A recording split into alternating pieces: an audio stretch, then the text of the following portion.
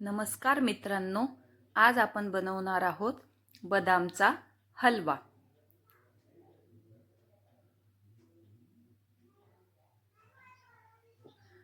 रात्री मी बदाम भिजू घातलेले होते आणि सकाळी ते थोडे गरम करून घेतले। गरम यासाठी केले कारण त्याची जी साल आहे ती अलगद निघून जाईल। थोडे गरम करून घ्यायचे।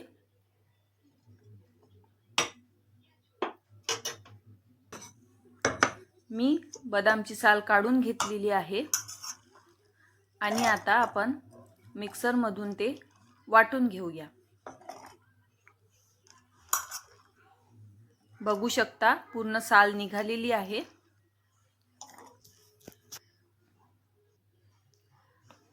मिक्सर मध्ये वाटायच्या आधी त्यात थोडं दूध घालायचं, जेणेकरून ते चांगले वाटले जाईल। हे मी मिक्सर मधून वाटून घेतलेलं आहे। थोडं जाडसर केलं तरी चालेल, जास्त बारीक नको। हे बघा, हे बदाम झालेले आहेत बारीक करून। आता लागणारं साहित्य बघू।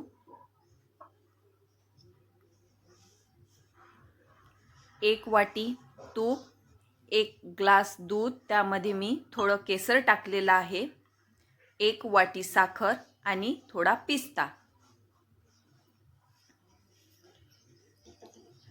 कढई आधी थोडी गरम करून घेऊया आणि त्यामध्ये आपण आधी तूप टाकूया।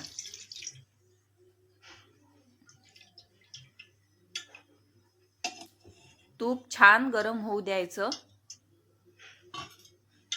आणि तूप गरम झाल्यावर त्यामध्ये वाटलेले बदाम टाकायचे।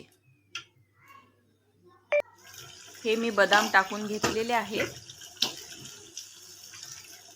आणि तोपर्यंत ते ढवळत राहायचं जोपर्यंत ते तूप पूर्ण बदाम मध्ये ऑब्झर्व होत नाही। तुम्हाला जरी ते तूप जास्त दिसत असलं तरी ते पूर्ण बदाम मध्ये ऑब्झर्व होते।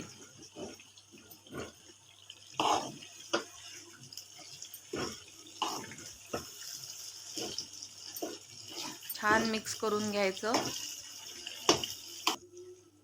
हे बघा, पूर्ण तूप ऑब्झर्व झालेलं आहे।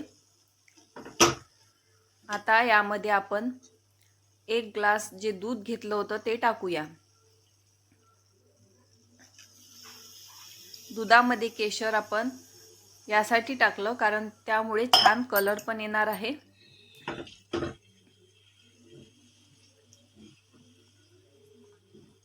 खूप पौष्टिक असा हलवा आहे। दूध टाकल्यावर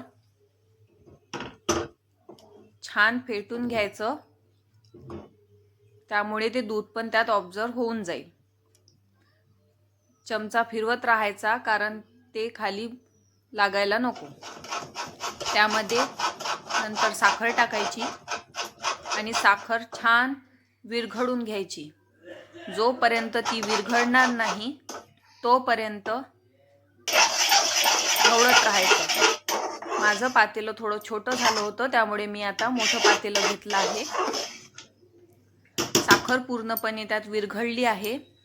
आता त्यामध्ये आपण पिस्ता टाकूया। पिस्ता टाकल्यावर छान ते ढवळून घ्यायचं। पूर्ण पिस्ता मिक्स करून घ्यायचा आणि 5 मिनिट त्याला झाकण ठेवून